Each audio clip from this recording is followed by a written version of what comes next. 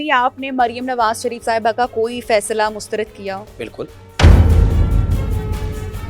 ये मुझे बताएं कि मरियम नवाज शरीफ साहिबा बतौर चीफ मिनिस्टर आपसे सबसे ज्यादा क्या एक्सपेक्टेशंस रखती हैं? मैं अपने महकमे के साथ मिलके सब अच्छा की रिपोर्ट देने की बजाय मैं खुद से अपने महकमे के नुक्स ढूंढूं और उनको ठीक करके सीएम के आगे पहुंचाऊं। मरियम नवाज साहबा की बेहतरीन पर्सनालिटी है कि जब वो प्यार करती हैं तो बेपनाह प्यार करती हैं और जब हिसाब लेती हैं तो बहुत ज़बरदस्त किस्म का हिसाब। मरियम नवाज अपने से अगेंस्ट बात करने वाले को इज्जत देने का हुनर भी रखती है। बिलावल साहब से मेरी रिक्वेस्ट ये है कि वो एक इंतहाई अजीम माँ के बेटे हैं जिसने इस मुल्क के लिए अपनी जान दे दी। तो हम अपने कश्मीरी बहन भाइयों को 3 रुपए यूनिट देते हैं ना, हम उनको गंदम सस्ती देते हैं ना, हम उनसे प्यार करते हैं, वो हमारा लाडला बच्चा है। सर ये भी आप पर तनकीद हो रही है पसरूर वाले वाक़े से मुताल्लिक कि आप वहाँ पे गए हैं, गाड़ियों का काफिला अल्लाह आपके आपको साथ जिंदगी दे, बहुत मौजूद शुक्रिया। था और उस पर भी तो फिर वसाइल लगते हैं। बहुत शुक्रिया, मैं चाह रहा था कि आप इसके ऊपर बात करें। देखें, मैं लाहौर से गया हूँ, मेरे पास अपनी गाड़ी तो होती है ना, और उसके बाद डेफिनेटली जिस जिले में आप जाते हैं उस जिले की पुलिस बहरहाल जरूर आपके साथ जाती है, एक गाड़ी उनकी हो जाती है। मेरे साथ अगर कोई सेक्रेटरी या 2-3 लोग और जाएंगे या सीओ हेल्थ वहां से आएगा, वो भी पैदल तो नहीं आएगा, अपनी गाड़ी पे आएगा ना। और इसी तरह कुछ हमारे पॉलिटिकल लोग जो होते हैं, जब हम कहीं जाते हैं, हम हर बार सियासी लोग हैं, हमारे एमपीएस होते हैं, हमारे एमएनएस होते हैं, उनके पास भी अपनी अपनी गाड़ी होती है। तो अगर 10-12 लोग इकट्ठे हो जाएंगे तो 10-12 गाड़ियां होंगी ना, तो भाई वो अपनी अपनी गाड़ियां लेकर आए थे। अच्छा, उनका बिल उनका पेट्रोल भी उन्होंने खर्चा होगा, हमारे एमपीए की गाड़ी का एमपीए ने खर्चा होगा, हमारे चेयरमैन की गाड़ी का चेयरमैन ने खर्चा होगा। मेरी गाड़ी ये भी मैं बता दूं कि अब आके हमारा पेट्रोल दोबारा खुला है। मरियम नवाज साहब ने जब से ऑस्टेरिटी आई है, 5 महीने से 4.5-5 महीने से हमारे फ्यूल कार्ड ब्लॉक थे। हम वो तमाम सरकारी गाड़ियों में अपनी जाती जेब से पेट्रोल डलवाते थे। ये अब आके कुछ दिन मेरे पहले ये फ्यूल कार्ड हमारे दोबारा बहाल हुए हैं। तो जिनको बहुत कुल को कौम की फिक्र हो रही है ना, उनका शुक्रिया। उनको मैं आपके तवज्जो से बता दूं कि वो जो आपने 10-12 गाड़ियों का मेरे पे मुद्दा डाल दिया, भाई मैं एक ही गाड़ी में गया था। मेरे साथ आने वाले लोग जो उस शहर के एमपीए भी थे, उस शहर के एमएनए भी थे, उस शहर के लोकल्स भी थे, उस शहर के अफसरान भी थे और शहर की एसी भी थी, वो सब अपनी अपनी गाड़ियों में आए थे और उनका पेट्रोल किसी ना किसी और ने दिया होगा, मैंने वो खर्चा नहीं किया। मरियम नवाज शरीफ साहिबा का पूरे पॉडकास्ट में काफी जिक्र हुआ है, ऑफ स्क्रीन भी जिक्र हुआ है। तो आप ऑब्वियसली उनकी मिनिस्ट्री में इस वक्त पंजाब की वजीर आला है, बहुत सारे इकदामात कर रही हैं पंजाब को बेहतर करने के लिए, तनकीद भी उन पर होती है, तारीफ भी की जाती है। कुछ अगर आप इजाजत दें तो उनके हवाले से ये मुझे बताएं कि मरियम नवाज शरीफ साहिबा बतौर चीफ मिनिस्टर आपसे सबसे ज्यादा क्या एक्सपेक्टेशंस रखती हैं? देखिए, मरियम साहबा जो है ना, ये हमारा एक सेगमेंट है, इसमें शॉर्ट आंसर में लूंगी आपसे। देखिए मैं आपको बड़ा कैटेगोरिकली बता दूं, वो मुझसे ये तवक्का रखती हैं कि मैं एहतसाब का निज़ाम लागू करूं अपने महकमे पे। मैं अपने महकमे के साथ मिलके सब अच्छा की रिपोर्ट देने की बजाय मैं खुद से अपने महकमे के नुक्स ढूंढूं और उनको ठीक करके सीएम के आगे प्रेजेंट करूं। ठीक है, कभी आपने मरियम नवाज शरीफ साहिबा का कोई फैसला मुस्तरद किया हो? बिल्कुल। मैं वो वाहिद मिनिस्टर हूँ जिसने कैबिनेट में 1-2 चीज़ों के ऊपर अपना डिसेंटिंग नोट दिया है और मैं मरियम नवाज साहबा को इसका क्रेडिट देना चाहूँगा कि उन्होंने कभी अपने माथे पे शिकन लेकर नहीं आए। मैं हमेशा जिस मामले में मैं समझता हूँ कि वो फैसला ठीक नहीं है, मैं अपना पूरा केस प्लीड करता हूँ।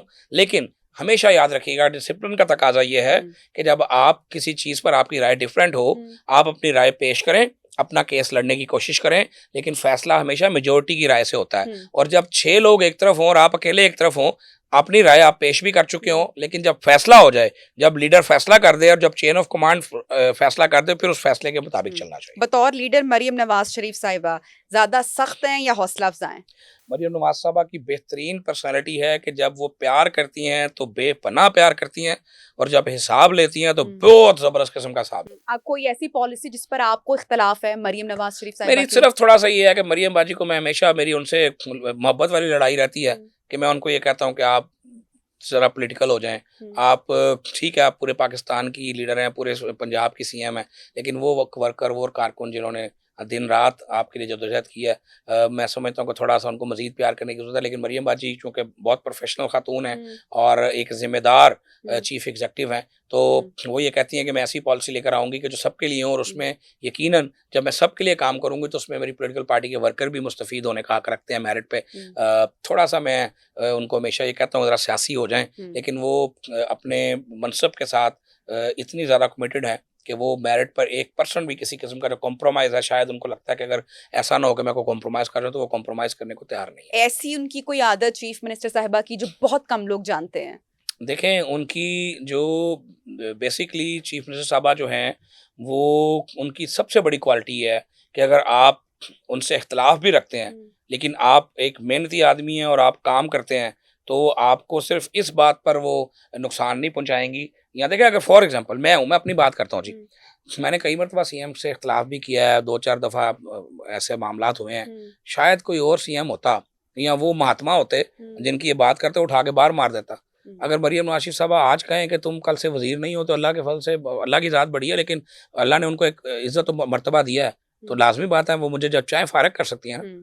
तो तनकीद भी मुझसे सुनती हैं, बातें भी करती हैं, लेकिन आज तक उन्होंने कभी इज्जत और तौकीर एहतराम में कमी नहीं की और आज तक मुझसे ये मनसब नहीं छीना। ये वाज़ेह सबूत है कि मरियम नवाज़ जमहूरी है, मरियम नवाज़ तनकीद सुनती है, मरियम नवाज़ अपने से अगेंस्ट बात करने वाले को इज्जत देने का हुनर भी रखती है। लोग कहते हैं कि पंजाब हुकूमत में हर चीज़ मरियम नवाज शरीफ साहिबा खुद मॉनिटर करती हैं कि ये बात कितनी सच है, और अगर थोड़ा सा कंपैरिजन आप अपने अल्फाज में देंगे मियां शहबाज शरीफ के हवाले से और मरियम नवाज शरीफ की, मैं आपको बड़ी खुली बात करता हूँ। मैंने मियां नवाज शरीफ साहब को, मरियम बाजी बैठी थी, मैंने मियां नवाज शरीफ साहब को ये बात कही कि मैं जब सीएम बनी थी मरियम नवाज साहबा, तो मुझे ये खौफ था, मैं ये सोचता था कि शहबाज शरीफ साहब के साथ मैंने काम किया है, जो उनका स्टाइल था, जो उनकी लेगेसी थी, और उसके बाद एक शहबाज स्पीड के बाद एक रिवर्स स्पीड आई, और उसके बाद फिर मोहसिन स्पीड आई। तो मैं इन तमाम स्पीड्स को जब देखता था तो मुझे खौफ ये था कि मरियम नवाज शरीफ साहबा इनसे कैसे कम्पीट करेंगी।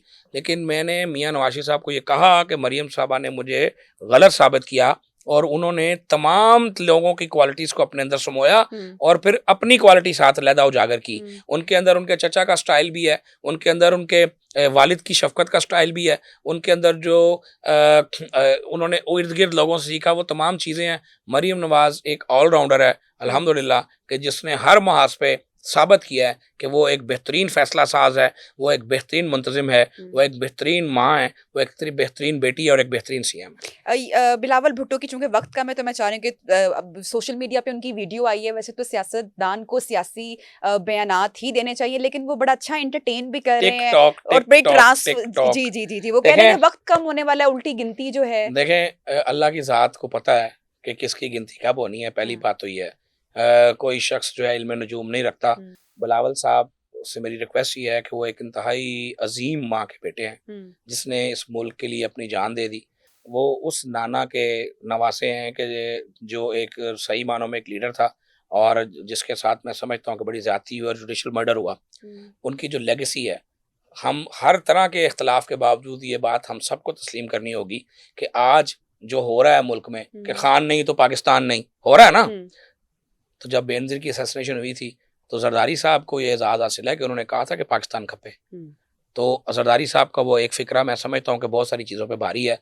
बिलावल साहब को एहतियात से बात करनी चाहिए। बिलावल साहब इंतहाई बेहतरीन आदमी है, लेकिन जब वो सिर्फ़ और सिर्फ अपने सियासी मकासद के असूल के लिए शॉट्स खेलेंगे और ऐसी शॉट्स जो कि मैं समझता हूँ कि पाकिस्तान के लिए नुकसानदेह हो सकती हैं, हमें हर वक्त ये एहतियात से काम लेना होगा। हम सबको इसकी ज़िम्मेदारी से इस एहतियात से काम लेना होगा कि हम ऐसा कोई काम ना करें जिससे मेरे मुल्क की सालमियत को ज़िक पहुँचे, जिससे मेरे लोगों के इत्तेहाद के अंदर नफाक का बीज बोने का अमल जो है उसका आगाज़ हो। ऐसे वक्त में कि जब कश्मीर एक बर्निंग इशू बना दिया गया था, ऐसे वक्त में कि तमाम तर कुर्बानियों के बावजूद, मुझे बताएं आपको 3 रुपये यूनिट मिलता है? मेरे ये जो आपका कैमरामैन खड़ा है, क्या ये 50 रुपए तक का रेट नहीं देता? तो हम अपने कश्मीरी बहन भाइयों को 3 रुपए यूनिट देते हैं ना, हम उनको गंदम सस्ती देते हैं ना, हम उनसे प्यार करते हैं, वो हमारा लाडला बच्चा है। लेकिन अगर उस सब के बावजूद वो लाडला बच्चा ये कहे कि मुझे तो कोई हक ही नहीं मिला और मुझे हकूक नहीं दिए जा रहे, जो कि ऐसा नहीं है, वो नहीं कह रहे, उनकी जुबानें, उनके अंदर बातें डाली गई हैं, इंडियन एलिमेंट उसके अंदर इन्वॉल्व है। जो मैं खुल के बात करूंगा कि पाकिस्तान तहरीक इंसाफ के वो नादान लोग कि जो समझते हैं कि इस तरह करके हमको सियासी फ़ायदा ले लेंगे, अपने मुल्क को, अपनी माँ को, अपना मुल्क अपनी माँ होता है ना, अपनी माँ को जलील करवा के किसी औलाद ने ज़िंदगी में इज़्ज़त नहीं पाई। ये वो वाहिद नाखलफ औलाद है कि जो अपनी माँ को जलील करके इज़्ज़त पाना चाहती है। ये वो औलाद है जो इंडिया का परचम थाम के कभी लंदन में मुजाहरा कर लेती है। ये वो नाखलफ औलाद है कि जो जैली कश्मीरी बन के लंदन में मुजाहरे करते हैं और पाकिस्तान को रुस्वा करते हैं। जो हाफिज आसम मुनीर साहब की यहाँ मियां नवाज शरीफ, शहबाज शरीफ की दुश्मनी में पाकिस्तान को जलील और रुस्वा करने में कोई कसर नहीं छोड़ते।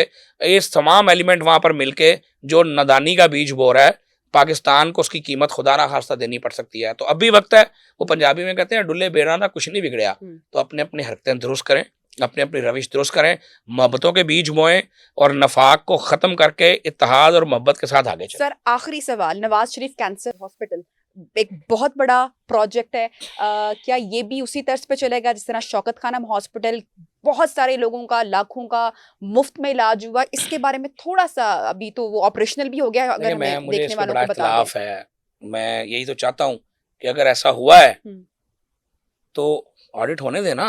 अच्छा, क्यों स्टे लिया हुआ है? सुन लेना, मैं आप ही की बात कर रहा हूँ ना, मैं यही तो कह रहा हूँ कि अगर आपने इतनी नेकी की है भाई, करोड़ों लोगों का इलाज कर दिया है, तो लोगों को, दुनिया को पता चलने दें।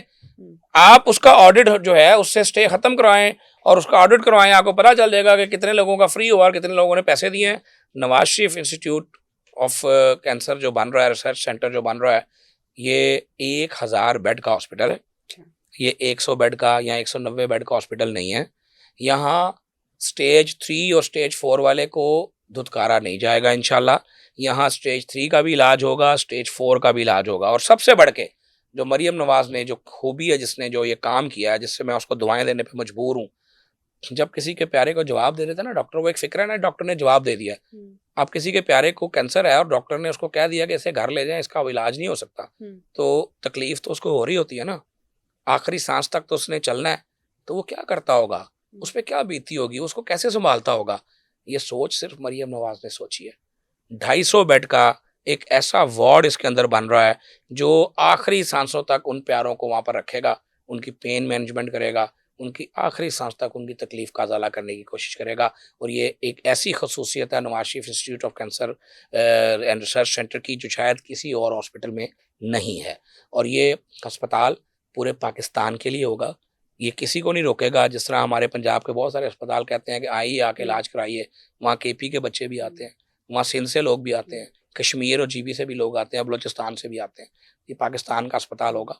हम अपने सीने भी खोलेंगे, अपने दिल भी खोलेंगे। दुआ ये है कि चूंकि लोड बहुत आएगा, डर ये है कि पाकिस्तान में ये मर्ज बहुत फैला हुआ है और पाकिस्तान में इसके इलाज के लिए बहुत कम रिसोर्सेज अवेलेबल है। सिर्फ अल्लाह से दुआ ये है कि अल्लाह ताला इस इम्तिहान से सुरखरू करे, क्योंकि इतना लोड आएगा कि संभालना मुश्किल हो जाएगा। तो ये एक बहुत बड़ा इम्तिहान आगे आ रहा है। अल्लाह ताला उस इम्तिहान से हम सबको सुरखरू करे। Thank you very much Khawaja Imran Nazir साहब, प्रोग्राम में हमारे साथ इन कॉन्वर्सेशन थे। आज के प्रोग्राम के हवाले से, पॉडकास्ट के हवाले से अपना फीडबैक लाजमी हमारे साथ शेयर कीजिएगा, दुआओं में याद रखिएगा। इंशाल्लाह होती है मुलाकात। अल्लाह हाफ़िज़।